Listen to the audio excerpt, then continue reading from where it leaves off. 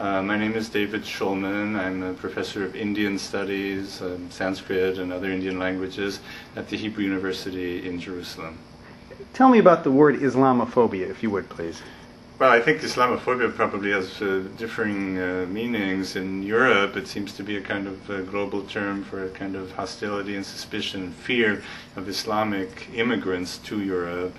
In America, it has an ideological component. The Bush White House has this notion that America and the West in general are involved in a kind of war of civilizations in which Islam represents the barbarian other and America represents the world of culture and human morality, as it were.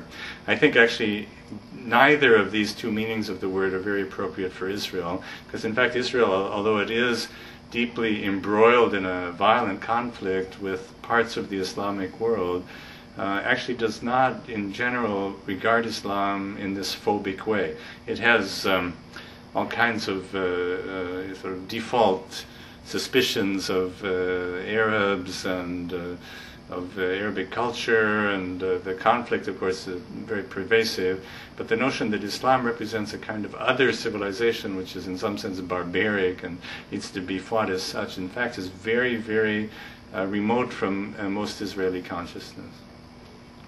The view that you say the Bush White House has been promoting, is that being promoted by other organizations in the United States? Well, there are fundamentalists, Christian fundamentalist organizations and all kinds of groups and journals and newspapers who in fact have adopted this view. It also has an academic component, because there are people in the academic world who see the present world situation as a conflict of cultures, or a clash of civilizations. I think this is a very, very superficial reading of the present situation, but such voices are obviously very powerful, especially under the present administration in the White House.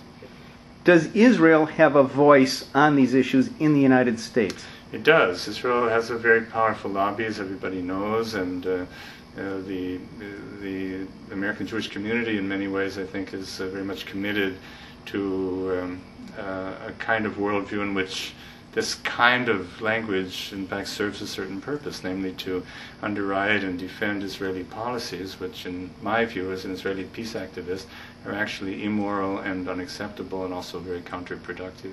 So if I understand what you're saying, the notions that we're getting in the United States about Islam are not the attitudes that we would hear if we were in Israel? See, in Israel you'll hear a range of opinions. Israel's a democracy with a tremendous open debate, in fact more open than you might expect under conditions of this ongoing kind of ethnic warfare. You'll hear all kinds of opinions. Some of them are rather anti-Islamic, it's true, but in general I think the feeling in Israel is not that this is a clash of civilizations. It's really a conflict over land and boundaries and water and resources and population, and in a certain sense beyond that, it's a conflict over rights, civil rights, human rights, and such related issues. So if I understand what you're saying, the Israeli lobby in the United States is promoting the views that it's promoting for very practical purposes. Well, the Israeli lobby, of course, wants support for Israel. It's prepared to support Israel under any circumstances. It wants the American administration to do that. I believe this is a very short-sighted view, because I believe that present Israeli policies, present means over the last 40 years more or less, are incredibly short-sighted and very self-destructive. In other words, they've produced a kind of impasse. We haven't done it alone. The other side also has some responsibility, but I nonetheless think that Israeli policy is unacceptable in its present form. As you talk in the United States, when you talk to American Jews, what sort of response do you get to what you're saying?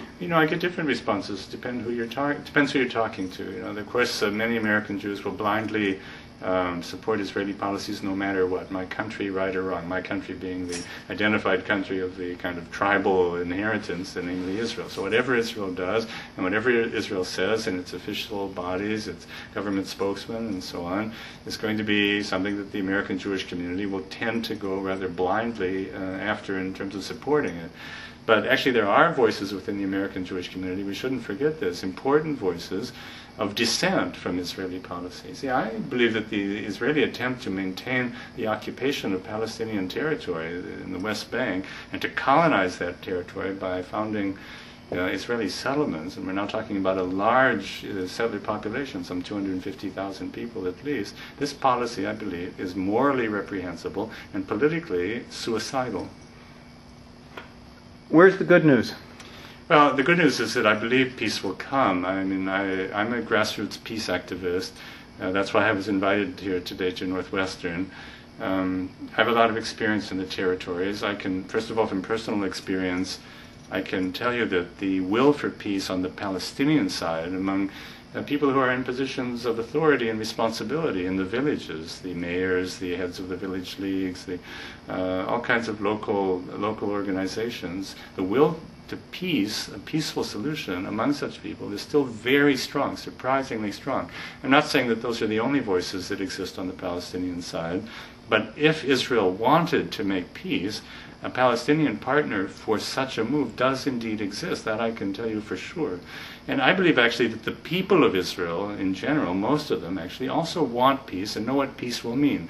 After all, we have a blueprint for peace. We know what it's going to look like. More or less, it's going to look like the Clinton bridging proposals after Camp David, or the Geneva Initiative, as it's called, or some variety of the Saudi plan that's just at the moment being spoken about. It's going to be something like that. It'll be a two-state solution in which Jerusalem will be divided into the capitals of two different states. Palestinian state will come into existence in the West Bank, most or all of the West Bank. The boundary will more or less follow the old so-called Green Line, the 1967 boundaries, and the Palestinian refugees will be resettled in Palestine, in the Palestinian state, or in the countries of their diaspora, and only very, very few will be repatriated to Israel.